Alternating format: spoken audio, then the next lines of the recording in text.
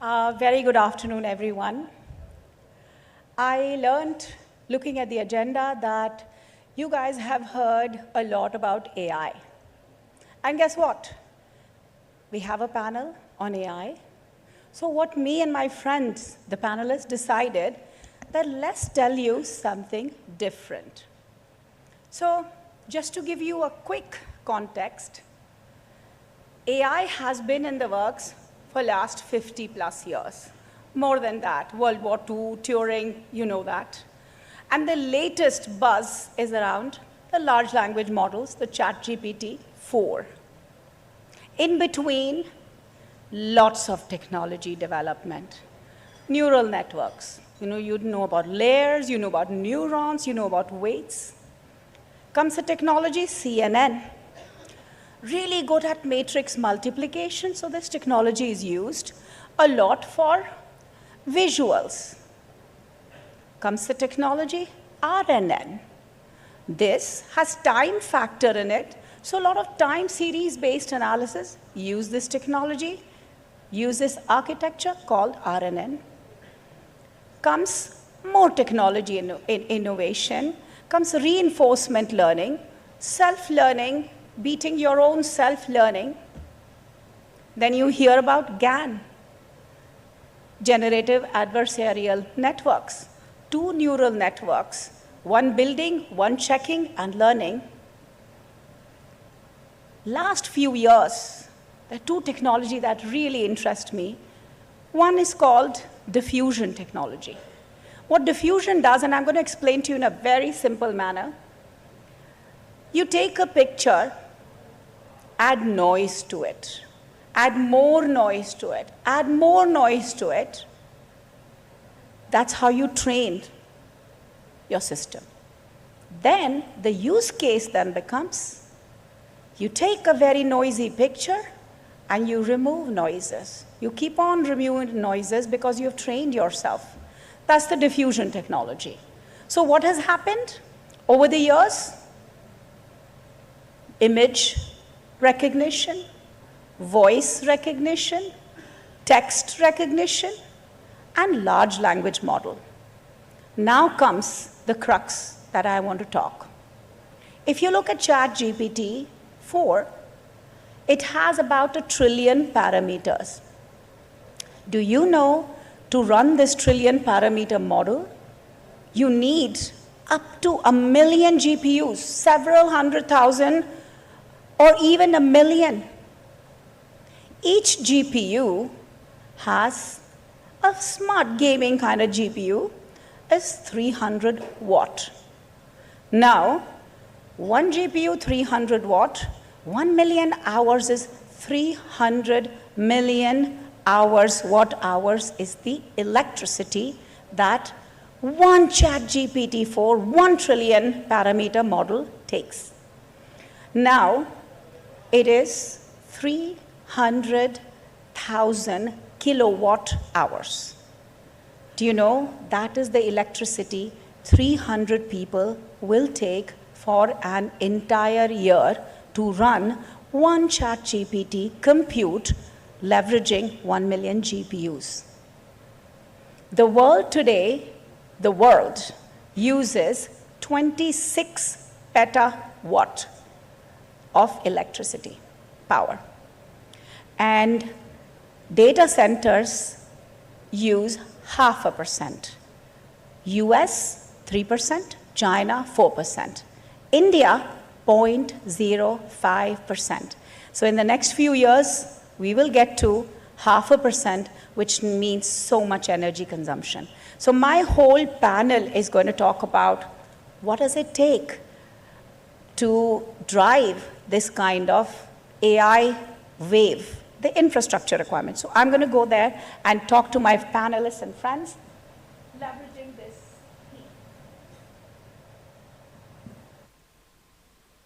Nigel, I wanted to ask you, we have talked about AI with Tesla, with autonomous driving, with ADAS. I wanted to hear from you your thoughts and views on AI for health, for biopharma, for diagnostics, Just what do you see and how can India play a part? So I think AI is we've all been talking about is transforming every industry, right? For me, health is really exciting because in the work that Publicis Sapient does with a lot of our clients, we're seeing it play a huge role in everything from medical imaging and diagnostics there, where now AI enabling radiologists to spot trends that they were just not able to see simply through faster recognition of patterns. Patient outcomes, so nurses actually being able to be augmented with AI, being able to come up with dynamic treatment plans on the basis of what data sets the machines are spewing out. Because even in an ICU, you've got a nurse to 4 patients maybe, right? And however much you're monitoring them, you're not able to stay on top of their trends and you're not able to predict where the patient's heading. You then start to think about drug discovery. I mean, you know, and molecule identification. There's a ton of progress being made there.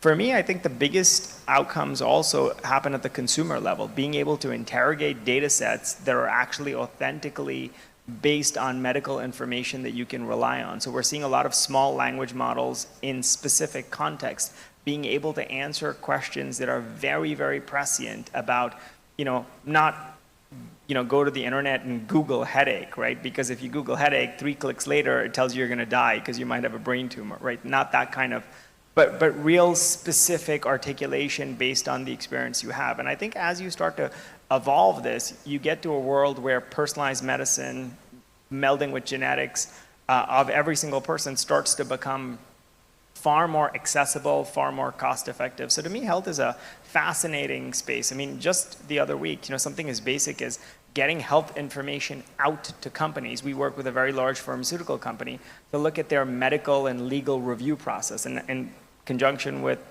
Microsoft as an example. And there, how do you speed that process up, which currently takes thousands of reviews of people, lawyers, marketers, now building a model to start to do the checking to say, hey, does this ad actually live up to the expectation or the law in a country? Does it actually deliver the message that you're trying to communicate? Does it actually, can it be versioned, you know, multiple times to fit multiple countries? I think any one of those things is a game changer for an organization like that, both in terms of accelerating the pace of providing medical care to patients, but also in terms of taking cost and driving efficiency in their businesses. Nigel, can I ask you one more question? Sure. Since you talked about personalization, do you see that a platform like ChatGPT 4 becomes the base, and let's say Indian government could provide a platform like that, which is similar to, let's say, UPI, and then personalized AI verticals, let's say health, or let's say hospitality, or let's say traffic, could be built with much smaller parameters, let's say 1 billion, which our country, you know, with the power shortages and all of that could drive. What do you think about that kind of personalization? I think personalization in that kind of context more broadly is super interesting, right? Because India's got tremendous access to diverse data sets, and you can start to build very specific solutions for India, by India, because India's also got an extraordinarily tech literate workforce. So, you know, you could start to think about, you know, things like city governments or state governments marrying traffic data and traffic patterns with the fastest routes to the hospital for people, depending on where and what they're, so you can start to imagine so many of these possibilities where the personalization happens at multiple tiers. It happens at the tier of the country, it happens at the tier of the state or the city, it happens at the tier of the hospital, and then ultimately at the tier of the patient. And every one of those, the more interactions you have, the more you'll start to create data sets that you can use to train models to create even more specific solutions, like an example of traffic data and health data, prioritizing access on streets to allow somebody to get from where they are to a hospital. Yeah, I love it. You know, that very golden hour that people talk about, if we could do a traffic manipulation so people could go to the hospital with a golden hour. Sure. That's an excellent idea. Ahmed, I wanted to ask you, AI and education. You know, when I look at India, we have a lot of children who don't have access to good schools or good teachers. How do you think, you know, AI and company like yours could help us and could help build a system which drives education? Yeah, thank you for those fascinating examples on healthcare. And I think the three pivots that, from a social impact perspective, healthcare, agriculture, and education, and this point on education is a good one. Yesterday, we met with the founder of a digital coaching company called PhysicsWala. Thomas, physics, Vala essentially means, I don't know what it means, who delivers physics, perhaps, right? And it's not physics, it's a company that does STEM education. But aside from the fact that they are looking at helping students, and they have 40 million, I'm trying to get the number idea. They have 40 million students on their platform. And one of the programs they run is for 4,000 rupees a year. Now that can only be enabled by using data sets, AI technology at scale. Yes. Because 4,000 rupees a year creates an ability to empower kids from the most rural communities in India and provide them a platform or an equal platform where they can go to an IIT or they can go to an NIT, which was a very rare case when I was growing up in this part of the world. So I'm excited about what we can do and how we can be more inclusive, and I use the word inclusive with a lot of intentionality. Thank you very much. Later on, I'm going to come back to you on a question on renewable energy and orchestration and what Microsoft could do. But I wanted to ask Thomas. First of all, Thomas, our interaction in the waiting room was very exciting. I really love the culture. Thank you. Thomas's mom's birthday is tomorrow, and he's flying to Germany to celebrate with her. That was so sweet of you. GitHub tells me that we can count on you for democratization of AI. We have, if I think of India, there are three things that India is synonymous to. One is people, which is equal to data. The other is software. The perception around the world is India, everybody's a software. And scale, that Ahmed just talked about. We've seen whether it is COVID vaccine or whether it's implementation of the JAM Trinity and UPI interface, India has demonstrated scale. So to enable scale, how can we leverage GitHub for democratization of AI such that people can grab such AI codes and build on top? How can you help? That's a great question, and I think it ties directly into the question on education. One of the most fascinating use cases of Copilot is when kids use it to learn about the world or learn about coding. And one thing that we haven't mentioned yet is it doesn't only speak English, it also speaks Hindi and Kannada and Bahasa in Indonesia, or Brazilian Portuguese and Spanish and many other major languages. And so a 6-year-old that is fascinated by Minecraft or by Super Mario and wants to build their own little game, they don't have to learn English first to figure out how that all works. They can just start asking Copilot questions of how I do that. And in the past, you always had to have parents with a technical background, or you had to know somebody to ask all the questions that you have, because who else is going to help you through those problems? And the Copilot does that for you, does it for the parents. It has infinite patience. If you're a parent, raise your hand if you do have infinite patience. I don't. And it can answer any questions without any bias. And so kids can really explore coding, can dive into the matter and solve their own problems, which is, the biggest dopamine hit that we have is when you solve a problem that you were stuck in and then you can see the game working. Now, this doesn't only work for kids, it also works for anyone who wants to learn coding, anyone who wants to use software to solve a problem. And I think that is where the democratization really comes from, similar to how anyone can start drawing, anyone can start learning the piano. Now with Copilot and AI, anyone can learn to code. One quick question. People are talking about the goodness of AI and the challenges with AI.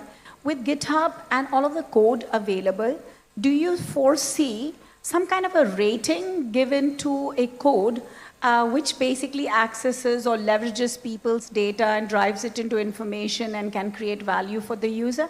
Is there any way you think that there'll be something like a rating system for this piece of code? I think, the way this always works in open source is that many people around the world collaborate together in what we call the largest team sport on earth.